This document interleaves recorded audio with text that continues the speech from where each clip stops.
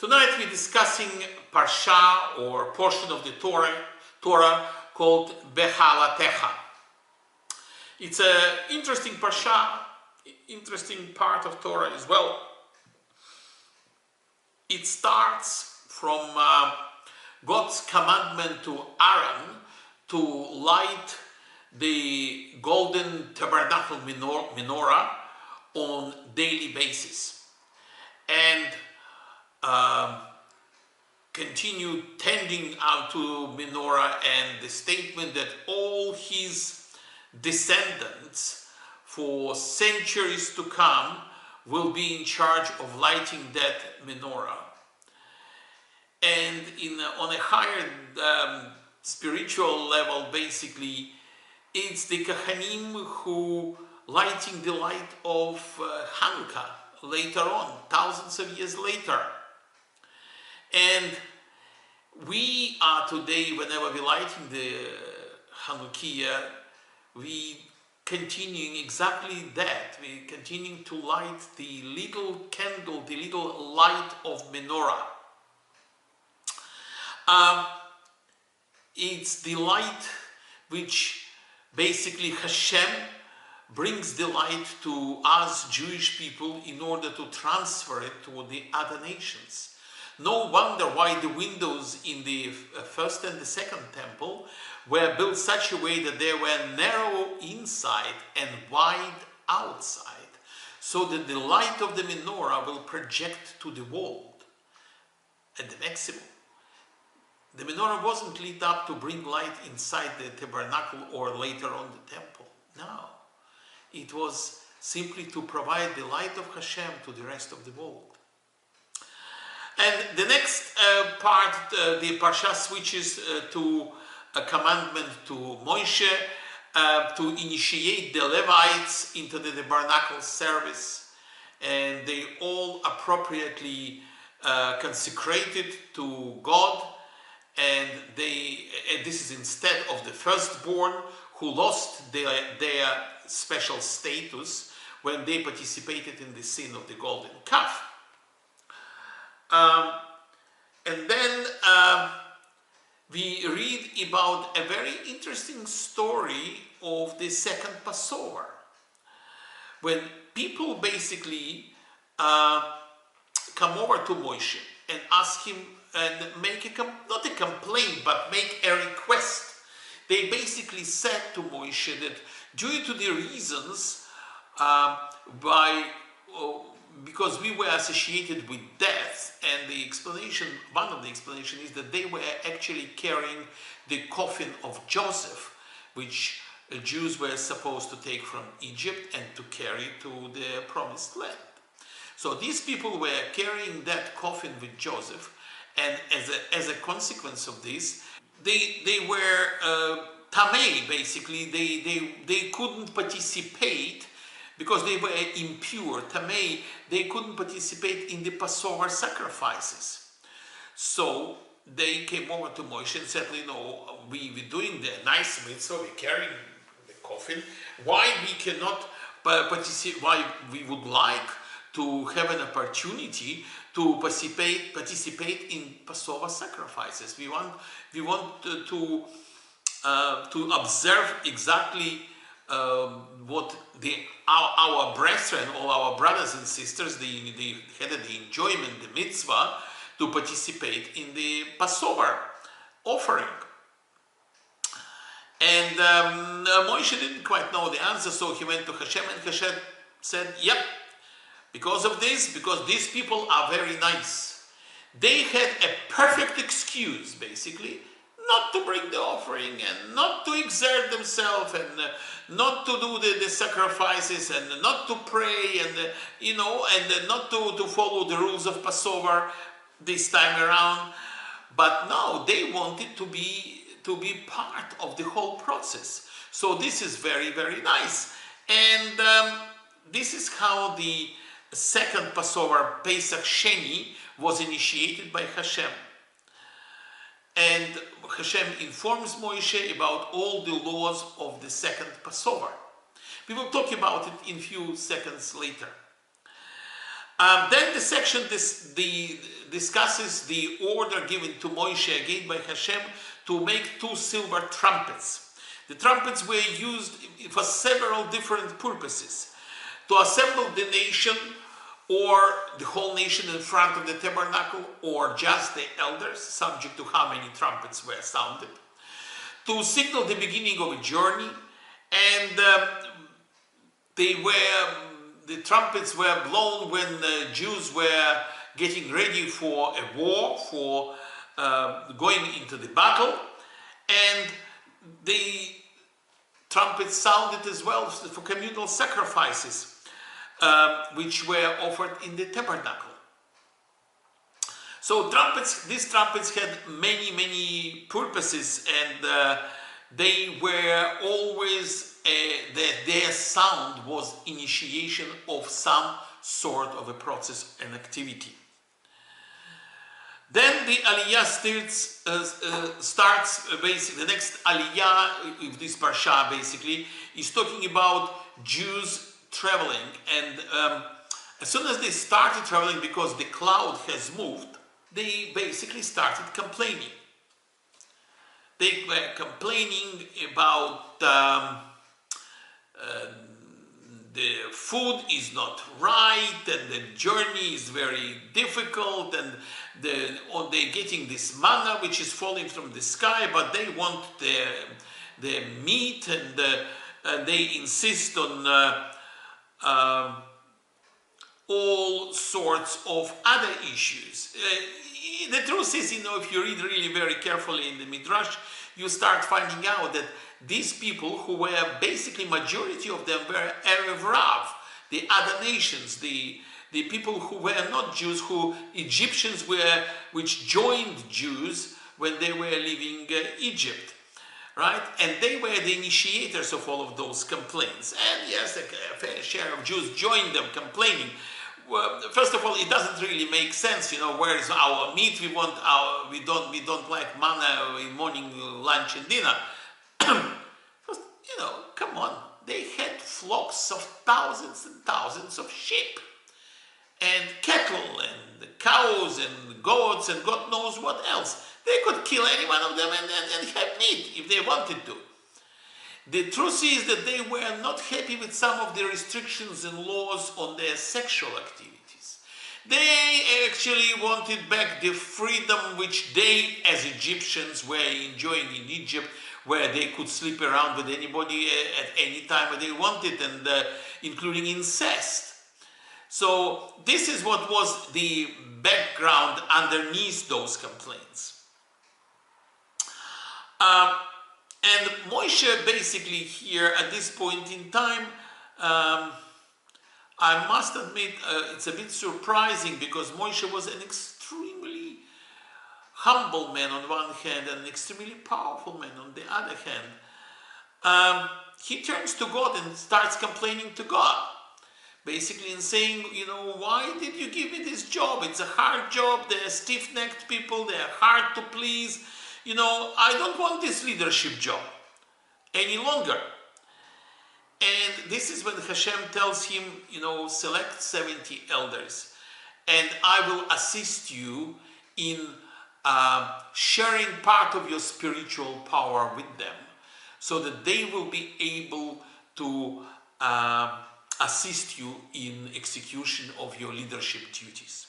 And at the same time, Hashem promises to provide people with abundance of meat. And so what he does, he causes a wind to sweep huge numbers of quail from the sea. And those quails were flying on very low level, so they literally were hitting people, Actually, the truth is that quite a number of people died from those quail, basically bashing them, right? And so the people gathered a lot of quail, and they could enjoy meat, because they were asking for meat. And those who overate, who were gluttonous, who were stuffing themselves with these quails, they died of a plague. Now, yes, there are a lot of explanations and there is a lot to learn here, but I want to concentrate on other few issues later on. And then the Parsha finishes basically with the story of Miriam,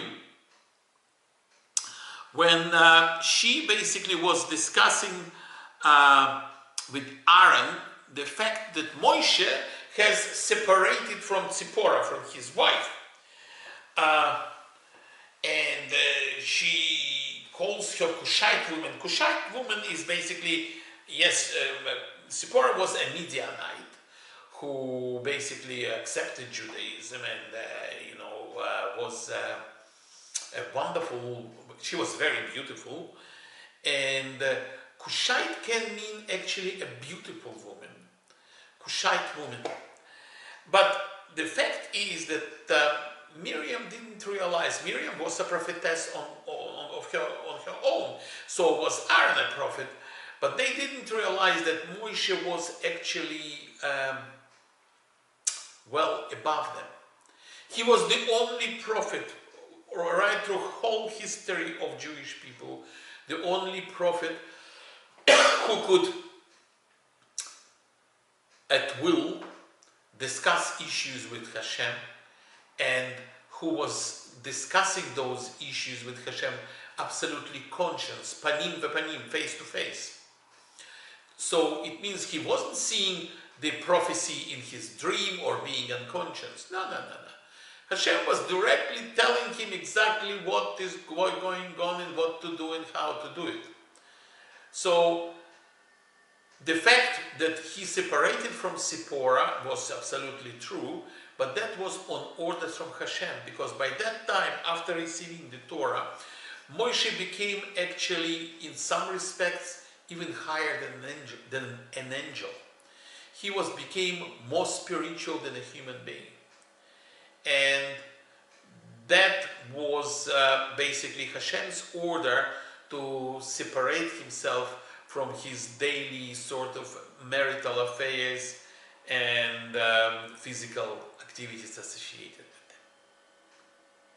What I would like to do is to concentrate on 2 points which are raised in this Parsha. And they are very important points, I think, and they teach us another couple of lessons. The lesson of the people coming over and asking for an opportunity to have Pesach sacrifices, which established Pesach Sheni. These people had a wonderful excuse. They could avoid all this hassle with sacrifices and being, subject to do all the Pesach, to conduct all the Pesach with all its limitations, like eating matzah and not eating bread, etc., etc. But they willingly came over asking for it. And the Torah basically, by the very fact, manifesting, highlighting the whole incident and the whole story here, teaches us one thing. That when it comes to mitzvot, when it comes to giving to Hashem, when it comes to making an effort for Hashem, we can't compromise. We can't go and look for excuses. These people are a wonderful example of how we should conduct ourselves. So that whenever our child is having a bar mitzvah, we don't look for maybe some shortcuts, and maybe if the child needs to read the whole parsha, he needs to read the whole parsha. And he needs to learn it. Yes, it takes a year. Yes, it's an effort, but it's a wonderful effort. For many years, I was actually very sad about the bare fact that I never had this opportunity at the age of 13 to learn and to have a proper bar mitzvah when I was 13. My bar mitzvah was a cup of tea and a white cake, and my 2 grandmothers gave me a watch. That's it. That was the whole bar mitzvah. But that's not the point here. The point here that we always looking for excuses from something. Excuses in life for anything. Oh yeah, I couldn't achieve that degree because of this. or I couldn't make an effort at work, and no, I couldn't get the promotion because I was afraid to open my mouth, maybe. Torah teaches us that whatever we believe is right, whatever we need to fight for, we shouldn't compromise. We should really ask for it, do our physical part for it, and Hashem will help us. And this is what this Pesach Sheni is all about. The other issue which I wanted really to discuss briefly is the question of tribes traveling together and uniting together and working together. And when God talks to Moshe and tells him, make the 2 trumpets of silver and make them hammered work. They shall serve you to summon the congregation, Edah, and calls the camps, Machanot. The Mechanech, basically, it's a group, Mechanech, which gets together in order to protect itself, in order to defend itself in case of attack. And it's a camp which travels in such a defensive formation so that it can defend itself anytime, any moment in case of attack. And as well as it defines a specific group, for instance, it's externally defined. Mechanech is a group of people defined by the outside world. Jews in Egypt were defined as Hebrews because they were not Egyptian. They had different laws, they were different rules. So they were Mechanech. The truth of the matter is that it's not a big deal because animals unite together into big flocks in order to protect themselves too. So this is a pure physicality, and this is a pure way of any kind of animals which are tribal animals to protect themselves in the mechanech, in the group, in the flock. The other meaning of Edah is congregation. This is when a group unites together for a specific purpose, so that they have got a project to attend. They are united together by the same mentality, the same philosophy, and they are actively working on it, so that Edat or Edut congregation, Edah, it builds from inside, not from outside. Rebbe Soloveitchik actually is talking about it in a very strong way, and Rebbe Sachs is basically quoting him the following way. Whereas camps exist even in an animal kingdom, congregations are uniquely human. They flow from human ability to think, speak, and communicate. Envision a society different from any that can existed in the past, and to collaborate to bring the new future requirement of the society together. We Jews have got both.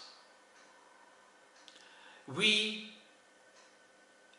unite together when anti-Semites attack us. If an anti-Semite attacks somebody in France, my heart hurts here in Australia.